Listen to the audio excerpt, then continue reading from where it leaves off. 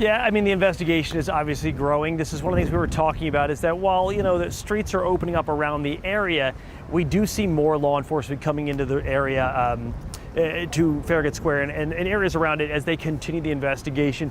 Moving back and looking over here, again, you can see the floodlights have come in, and this is quite important because this is what you need. If you're going to be doing an investigation in the dark, you need lights to see everything. Again, if I haven't said it or you haven't heard me say, yeah, one of the things they are looking at, police, are the forensic evidence, which is everything from fingerprints, right, to where the gun might be if they found the gun. We still don't have any report from police on whether or not they found the gun used in the shooting. They're also looking over closed circuit camera, right? So any sort of like security cameras in the area. We've seen MPD detectives walking around to the businesses. I mean, you need all of that because what you're doing is recreating the scene, and then to ascribe motive in addition to, whatever you're going to hear from witnesses or what the National Guardsmen will tell police. You're also looking for the actual gunfire in terms of like looking at the bullet casings and comparing that to the gun. Was this gun used in any other crimes? That's another thing they'll be able to tell from the forensic evidence. Now, I'm not saying there are, I'm just saying that is one of the things you'll be able to see, or at least investigators will be able to see. This is not drawn down at all in terms of the police presence in the area around 17th and I Street, which is right where it happened. But again, to reiterate, 2 National Guardsmen in critical condition after being ambushed near the Farragut West Metro stop. Both hit, rushed to the nearby hospital. We're told that they were flown there, this through our sources, to MedStar Washington Hospital Center, which is up sort of in the we'll call it the park,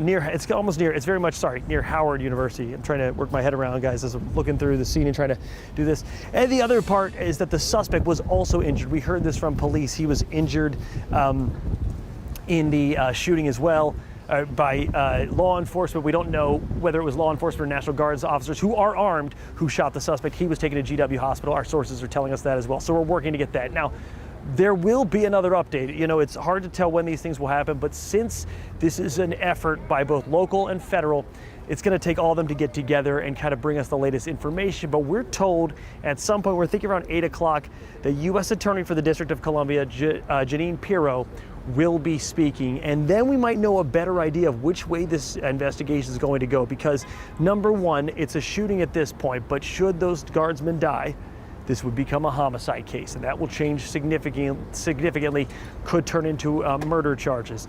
Or there could be other federal charges coming down the line, being that this happened to federalized officers. You heard Kash Patel saying that earlier, that these are federalized officers because of the mandate to bring the National Guard here. So what we'll see at 8 o'clock will be a better indicator of which direction the government is going with in terms of this investigation, because at this point, all the work that's being done here is going to be done to support a criminal case that will be brought before judges here by Jeanine Pirro's office, the U.S. Attorney for the District of Columbia. And I wanted to point out that that's just sort of the difference in D.C. There is no state's attorney, no district attorney. It is the U.S. Attorney, a federal attorney, working with federal law enforcement and local law enforcement to bring together this case. And that's what we're going to be seeing about 8 o'clock or so, we're told. But again, with press conferences, these things are fluid. So guys, that's what we're seeing on the scene.